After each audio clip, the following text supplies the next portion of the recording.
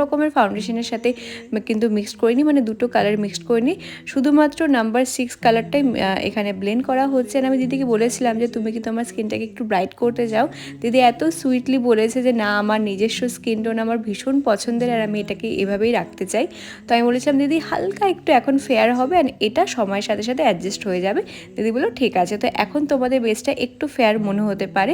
তো তারপরে আমি ক্রিম হাইলাইটিংয়ের জন্য কিন্তু ফাউন্ডেশন অ্যাপ্লাই করেছিলাম নাম্বার 02 অ্যান্ড তারপরে এখানে সপালের পাউডার দিয়ে সেট করেছি। সপালের পাউডারটা একটু ভেলভেট ফিনিশ বলে প্রথম থেকে একটু হোয়াইটিশ মনে হতে পারে।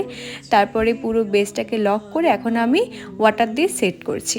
আমরা সবাই জানি ওয়াটারপ্রুফ মেকআপ ওয়াটার দিয়ে ফিক্স করতে হয়, এটা আমার ভীষণ স্যাটিসফাইং মনে হয়। দেখো ওয়াটার দেওয়ার পরে এত সুন্দর বেসটা হয়ে যায় যে ওপর দিয়ে জলগুলো থাকে আর নিচের বেসটা কিছুই হয় না। আমার এই কাজটা করতে ভীষণ ভীষণ ভালো লাগে। তারপরে আমি ড্রাই টিস্যু দিয়ে পুরো ওয়াটারগুলোকে তুলে নিচ্ছিলাম। এরপরে বেসটাকে আরেকটু